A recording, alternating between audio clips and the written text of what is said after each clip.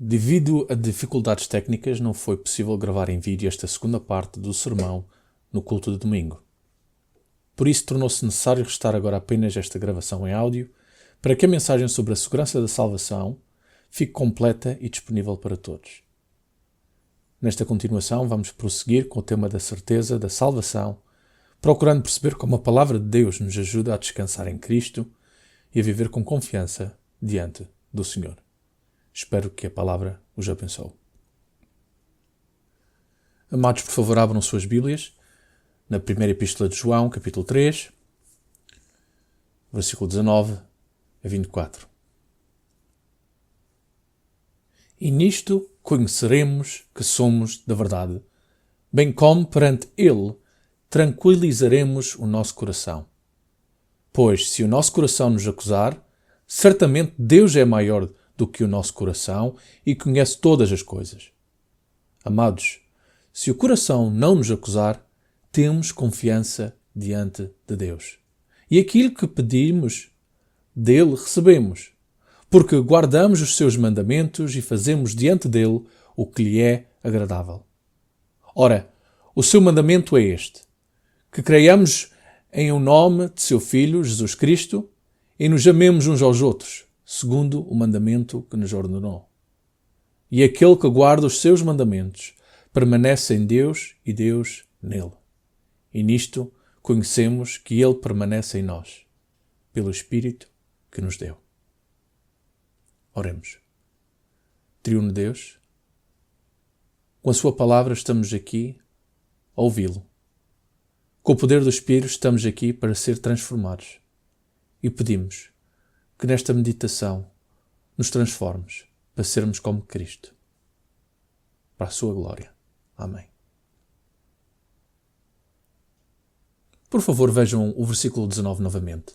Reparem no objetivo deste texto.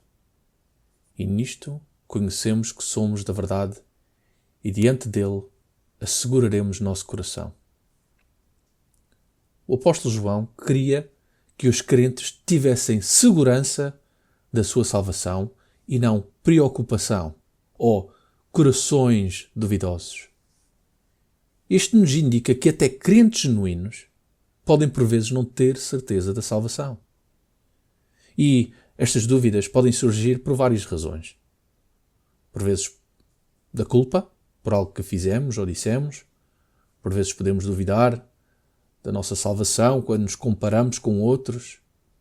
Dúvidas podem surgir quando nossas orações parecem não ter resposta, ou por vezes o sofrimento ou doença também pode nos fazer duvidar. Ou por vezes quando perdemos alguém querido, ou enfrentamos muitos desafios ou provações na vida. São estes os tipos de sentimentos e circunstâncias que nos fazem duvidar da nossa própria salvação. Então, como sabemos que pertencemos à verdade e tranquilizamos o nosso coração diante de Deus, ou asseguramos os nossos corações diante de Deus? Vamos continuar a analisar com mais detalhe este texto, mais especificamente nesta segunda parte, os versículos 23 e 24, pois já vimos os versículos 19 a 22 juntos há algumas semanas.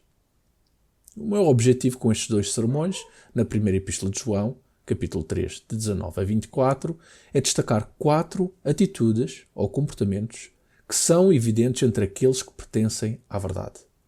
4 atitudes ou comportamentos que são evidentes entre aqueles que pertencem à verdade. E a razão para isto é dupla. Primeira, através da autoanálise, estes comportamentos ou atitudes nos ajudarão a saber se pertencemos à verdade. E, em segundo lugar, ajudarão os crentes a terem paz interior nos momentos em que a sua consciência ou coração o fizerem duvidar da sua salvação. E eu enquadrei estes comportamentos ou atitudes como perguntas para tornar tudo mais pessoal e aplicável a nós.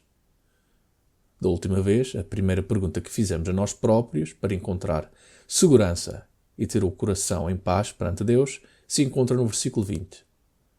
E a pergunta que fiz foi a seguinte: estamos a confiar no nosso coração ou em Deus, que é maior do que o nosso coração e sabe tudo, no que toca à nossa salvação? Aprendemos que o nosso coração é o centro de controle dos nossos sentimentos emoções e impulsos e não podemos confiar nos nossos sentimentos, emoções e impulsos para encontrar a certeza da nossa salvação e posição perante Deus. Porquê? O profeta Jeremias nos diz que enganoso é o coração. Mais do que todas as coisas e perverso, quem o conhecerá? No capítulo 17, versículo 9. Em vez disso, Provérbios, capítulo 3, versículo 5, nos diz para confiar no Senhor de todo o teu coração e não te estribes no teu próprio entendimento. Assim, tranquilizamos os nossos corações através da palavra de Deus, porque a palavra de Deus é viva e eficaz e mais penetrante do que qualquer espada de 2 gumes e penetra até a divisão da alma e do espírito e das juntas e medulas. E ouçam, é apta para discernir os pensamentos e intenções do coração. Hebreus capítulo 4, versículo 12. É por isso que a última vez lemos Romanos capítulo 8 e juntos aprendemos que nada nem ninguém nos pode separar do amor de Deus e que não há condenação para aqueles que estão em Cristo Jesus. Por isso, mesmo quando o teu coração te condena, confias em Deus, que sabe tudo e é maior do que o teu coração. A segunda pergunta que nós fizemos para termos segurança e corações tranquilos perante Deus foi: temos motivação para o obedecer e o agradar? Se a nossa motivação é agradar a Deus, então podemos vir com confiança diante de Deus, na oração. E isso vem de um coração seguro, tranquilo. Um coração em comunhão com Deus. Não só confiando naquele que é maior do que o nosso coração, mas também um coração que deseja agradá-lo. Um filho deve naturalmente querer agradar e falar com o seu pai. E a obediência é prova de tal amor e respeito. E esta é a ideia dos versículos 21 e 22. Reparem, se o nosso coração não nos condena, temos confiança para com Deus. E qualquer coisa que lhe pedirmos, dele a receberemos, porque guardamos os seus mandamentos e fazemos o que é agradável à sua vista. Então também aprendemos que precisamos de ter os motivos certos quando oramos. No capítulo 5, versículo 14, o apóstolo João escreveu: e esta é a confiança que temos nele, que, se pedirmos alguma coisa segundo a sua vontade, ele nos ouve. Assim, esta atitude e vontade de obedecer aos seus mandamentos e fazer o que lhe agrada dá evidência não só da nossa salvação, mas também de que estamos em harmonia com a vontade de Deus, o que nos ajudará a orar com confiança e expectativa. Porque um incrédulo não tem desejo de agradar a Deus, nem tem desejo de saber o que lhe agrada, nem de orar a Ele. Mas uma pessoa salva tem. E isso é uma evidência da nossa salvação. Então, resumindo, versículo 19. Como conhecemos que somos da verdade e diante dele asseguraremos nosso coração? Primeira pergunta de autoexame, versículo 20. Confiamos nele e na sua palavra em vez do nosso coração? Segundamente, versículo 21 e 22. Temos motivação de o obedecer e agradar? E agora, em terceiro e quarto lugar, o apóstolo João expande nos dizendo o que agrada a Deus e prova realmente que conhecemos a verdade. Reparem, no versículo 23. E o seu mandamento é este, que creiamos no nome de seu Filho Jesus Cristo e nos amemos uns aos outros, segundo o seu mandamento. Por isso, se tiveres dúvidas da tua salvação, pergunta a ti próprio: eu acredito em Jesus Cristo e amo o seu povo, a Igreja? Primeiro então, acreditas em Jesus? Para muitos até pode parecer a mesma pergunta que acreditas no Pai Natal ou acreditas em extraterrestres, não é? Mas a pergunta acreditas ou crês em Jesus vai mais além. Porque muitos dizem acreditar em Jesus ou até crer que ele existiu historicamente, não é verdade? Mas o que achas que se deve acreditar sobre Jesus Cristo para ser salvo? Já pensastes? A pessoa tem que acreditar que ele realmente é verdadeiramente Deus. Colossenses capítulo 2, versículo 9, João capítulo 1, versículo 1, João capítulo 8, versículo 24. Jesus disse: eu lhes disse que vocês morrerão em seus pecados se vocês não crerem que eu sou. Também temos que acreditar que ele é verdadeiramente humano. João capítulo 1, versículo 14, ou 1 de João, capítulo 4, versículo 2. Vocês podem reconhecer o Espírito de Deus deste modo. Todo espírito que confessa que Jesus Cristo veio em carne procede de Deus. Temos que acreditar que Jesus morreu, foi sepultado e ressuscitou para o perdão de nossos pecados. Irmãos, quero lembrar-lhes o Evangelho que lhes preguei, o qual vocês receberam e no qual estão firmes. Por meio deste Evangelho vocês são salvos, desde que se apeguem firmemente à palavra que lhes preguei. Caso contrário, vocês têm crido em vão. Pois o que primeiramente lhes transmiti foi o que recebi, que Cristo morreu pelos nossos pecados, segundo as Escrituras. Foi sepultado e ressuscitou no terceiro dia, segundo as Escrituras, e apareceu a Pedro e depois aos 12, nos diz o apóstolo Paulo em Coríntios. Temos que acreditar que Ele é o único caminho, a verdade e a vida. João capítulo 14, versículo 6. Respondeu Jesus: eu sou o caminho, a verdade e a vida. Ninguém vê ao Pai, a não ser por mim. Temos que acreditar que não há salvação em mais ninguém. Jesus é o único mediador entre Deus e o homem. Atos capítulo 4, versículo 12. Não há salvação em nenhum outro, pois debaixo do céu não há nenhum outro nome dado aos homens pelo qual devamos ser salvos. E claro, temos que confessar Jesus como nosso Senhor. Romanos capítulo 10, versículo 9. Se você confessar com a sua boca que Jesus é Senhor e crer em seu coração que Deus o ressuscitou de dentre os mortos, será salvo. Mas mesmo assim, a fé, ou crença bíblica, é muito mais do que acreditar em certas coisas como verdadeiras. A fé salvadora também é confiar na pessoa de Jesus.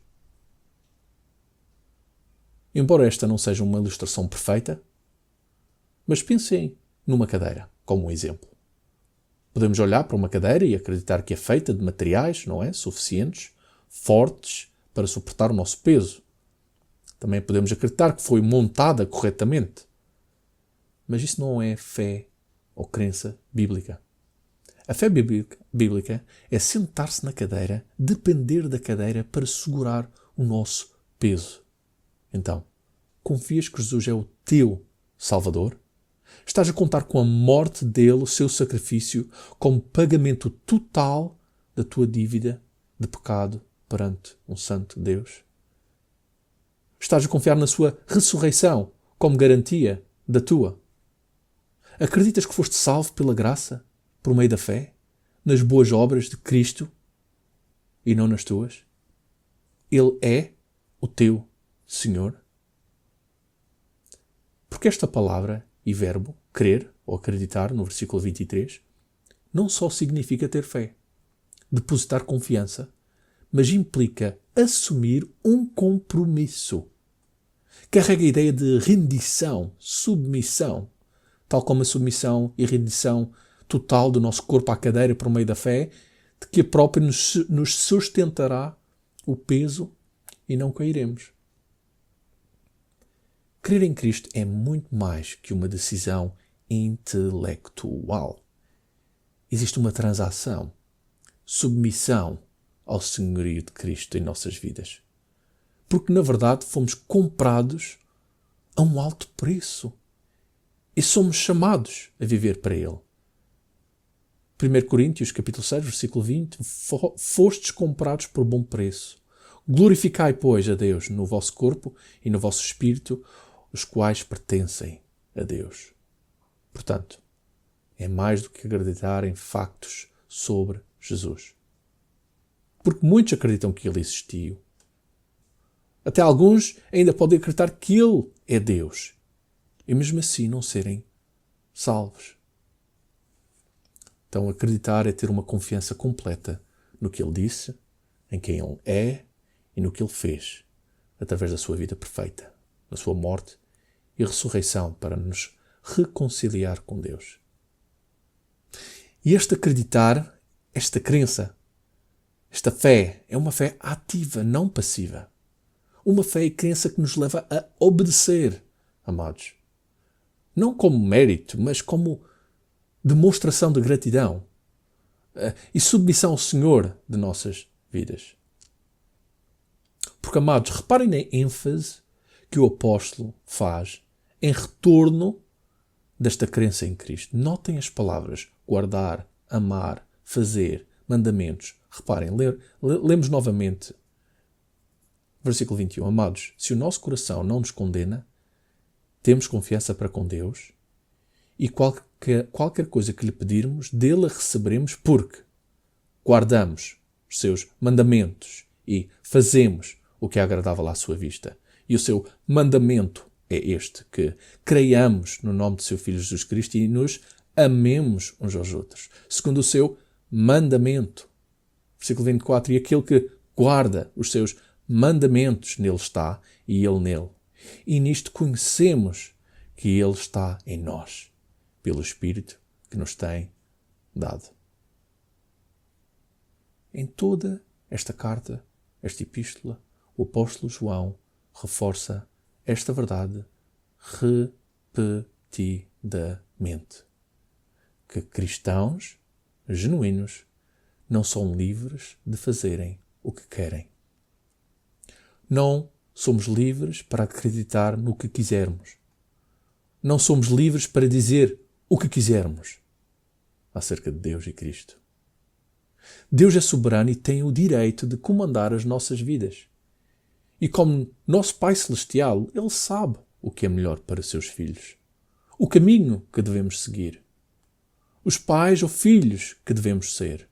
Os esposos ou esposas que devemos ser. Os trabalhadores ou patrões que devemos ser. Os vizinhos que devemos ser. Compreendem? Ele é amor. Todos os seus mandamentos são para a nossa bênção e para a glória de Deus. Por isso é que os seus mandamentos não devem ser um fardo. Então, este verbo crer, ou creiamos, neste versículo 23, tem uma implicação. Que ações baseadas nesta crença devem seguir-se. Noutras palavras, a nossa fé em Cristo produz obediência a Cristo, ok? Mas não é interessante que incluído no pacote de fé em Cristo contém amor pela Igreja? Reparem novamente no versículo 23.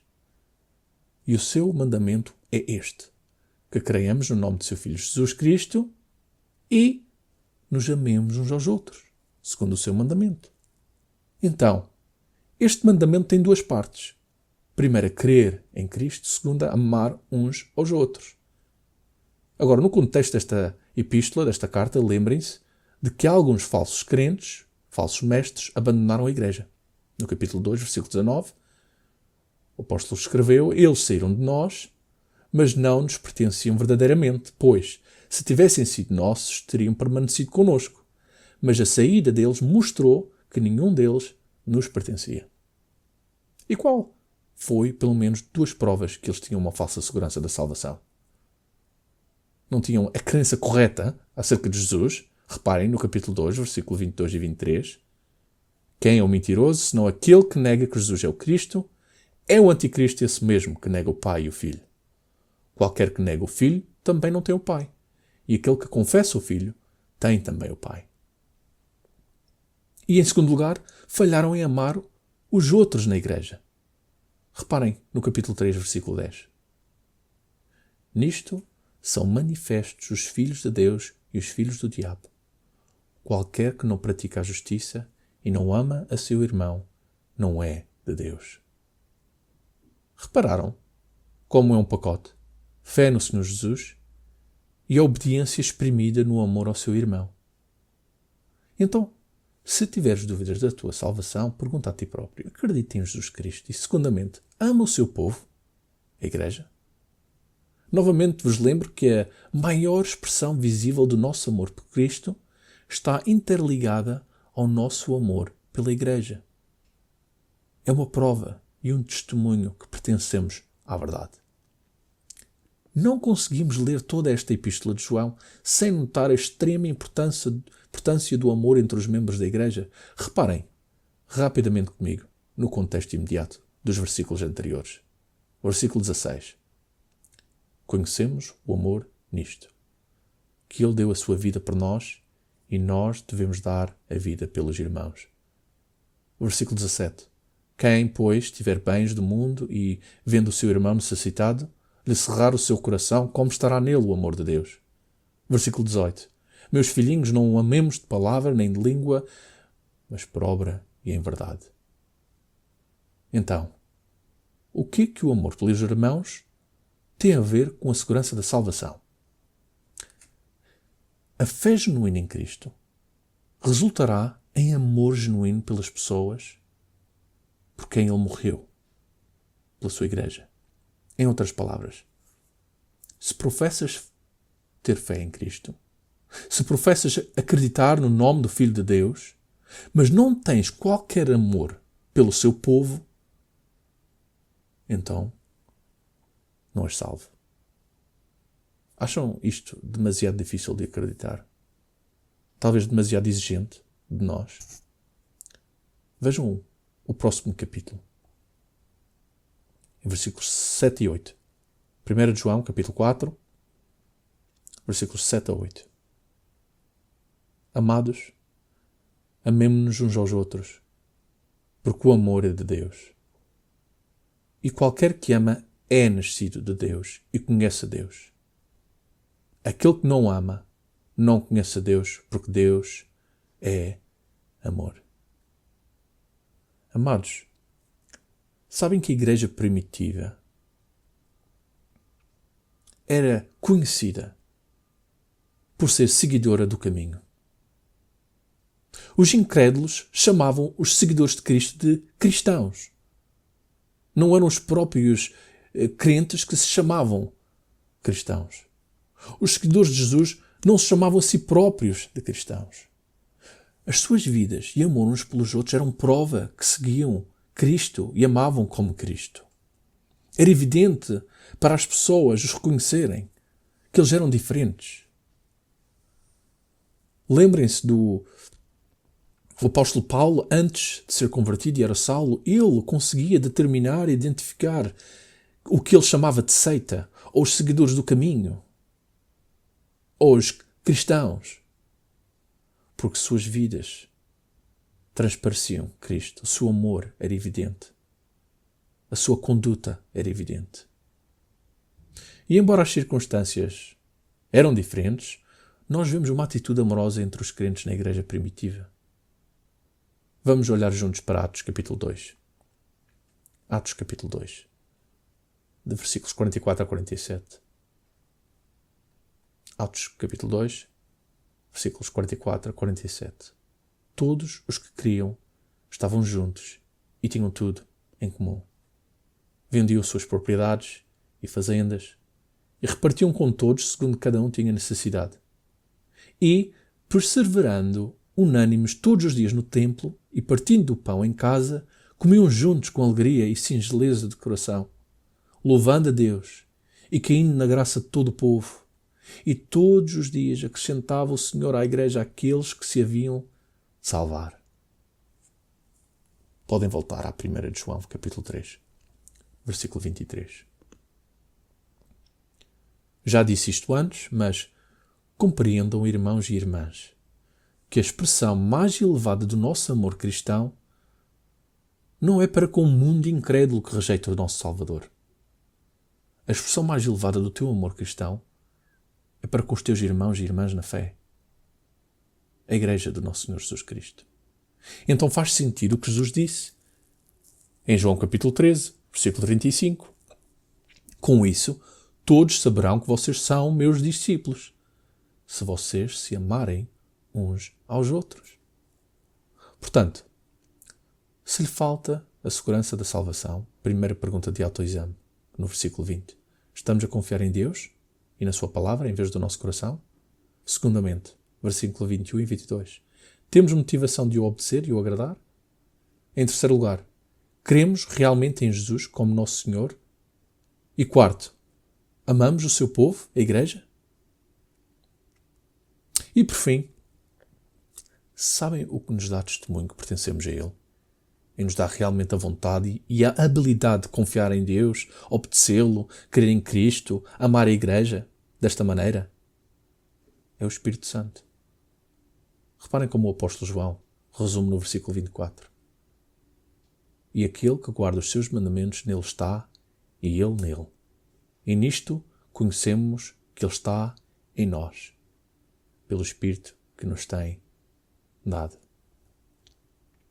O Espírito Santo chama-se de muitas coisas. Tem vários títulos do Espírito Santo. Consolador, advogado, ajudante, Espírito da verdade, Espírito da sabedoria, Espírito da compreensão, Espírito da graça, Espírito da adoção, Espírito da vida, da santidade, Espírito de Jesus Cristo. O Espírito dá-nos a certeza interna de que somos salvos. Romanos capítulo 8, versículo 16, o mesmo Espírito testifica com o nosso Espírito que somos filhos de Deus. E o Espírito produz o fruto exterior de fé, amor e obediência, juntamente com todos os dons do Espírito mencionados em Gálatas capítulo 5, versículo 22 a 23, amor, gozo, paz, longanimidade, benignidade, bondade, fé, mansidão, temperância. A tradução da Nova Versão Internacional da Bíblia diz desta maneira, que nos ajuda. Versículo 24. Os que obedecem aos seus mandamentos nele permanecem e ele neles. Do seguinte modo, sabemos que ele permanece em nós, pelo Espírito que nos deu. Ele usa a palavra permanecem. E esta palavra permanece implica uma ideia de residir, viver. Neste caso, nós em Cristo e Cristo em nós. Jesus usa estas mesmas palavras em João, capítulo 15, versículo 4 e 5, para descrever esta união. Reparem, ele diz, permaneçam em mim e eu permanecerei em vocês. Nenhum ramo pode dar fruto por si mesmo se não permanecer na videira. Vocês também não podem dar fruto se não permanecerem em mim. Eu sou a videira. Vocês são os ramos. Se alguém permanecer em mim e eu nele, esse dará muito fruto, pois sem mim vocês não podem fazer coisa alguma. A palavra permanecer significa habitar nele, residir nele, para simplificar, viver nele. Deus é o endereço onde vivemos a cada momento de cada dia. É o laço mais próximo que se pode ter. Estou vivo em Deus e Deus está vivo em mim. E há esta união e comunhão íntima entre o crente e Deus, e entre Deus e o crente, em que vivemos na maior proximidade um do outro, através do Espírito Santo. Quando vais trabalhar, Deus vai contigo. Não só em presença, mas a sua vida e vontade manifestada através de seu Espírito em ti. No que toca à expressão da tua própria salvação, as Escrituras nos dizem em Filipenses, capítulo 2, versículo 12 e 13, de sorte que, meus amados, assim como sempre obedecestes, não só na minha presença, mas muito mais agora na minha ausência, assim também operai a vossa salvação com temor e tremor, porque Deus é o que opera em vós, tanto o querer como o efetuar, segundo a sua boa vontade. A prova de que Ele habita em nós é a presença do seu Espírito, a quem Ele nos deu. A prova de que permanecemos nele é a nossa obediência aos seus mandamentos. Compreendem, amados? Pois é o Espírito que nos ajuda a confiar em Deus em momentos de dúvida. É o Espírito que nos motiva a obedecê-lo e a agradá-lo. É o Espírito que nos leva a crer em Cristo e amar o seu povo. E o versículo 24 deixa claro que o sucesso deste amor só acontece quando vivemos em intimidade com o Filho. Uma intimidade que acontece quando o Filho está vivo, permanecendo em nós e nós nele. E esta habitação, esta intimidade é possível graças ao Espírito que Ele nos deu. Compreendem? Eu termino com um artigo do GodQuestions.org que oferece uma explicação útil e breve sobre o Espírito Santo. Eu passo a citar. Uma vez salvos e pertencentes a Deus, o Espírito reside nos nossos corações para sempre, selando-nos com a promessa confirmante, certificadora e asseguradora do nosso estado eterno como seus filhos. Jesus disse que enviaria o Espírito até nós para ser nosso ajudante, consolador, guia e conselheiro. A palavra grega traduzida como conselheiro significa aquele que é chamado ao lado e tem a ideia de alguém que encoraja e exorta. O Espírito Santo reside permanentemente nos corações dos crentes. Jesus deu o Espírito como uma compensação pela sua ausência, para desempenhar as funções para nós que teria feito se tivesse permanecido pessoalmente connosco. Pare de citar. Então, como conhecemos que somos da verdade? E diante dele asseguraremos nosso coração? Primeira pergunta. Confiamos nele e na sua palavra, em vez do nosso coração? Segundo, temos motivação de o obedecer e o agradar? Terceiro, cremos totalmente em Cristo no que toca à nossa salvação? E quarto, amamos a Igreja, o seu povo? Se for o caso, é prova que o Espírito Santo está em nós. E através do autoexame, estas perguntas não só nos ajudarão a saber se estamos salvos, como também ajudarão a ter paz interior, coração tranquilizado nos momentos em que o coração nos acusa. Amém, amados? Amém. Oremos. Grande Deus, agradecemos pela sua palavra, o seu Espírito, que testifica com o nosso Espírito que somos seus filhos. Agradecemos por estas exortações, estas perguntas de autoexame, que nos dão a segurança e tranquilizam o nosso coração sabendo que estamos a confiar totalmente em Cristo, no seu sacrifício e ressurreição, para o perdão dos nossos pecados.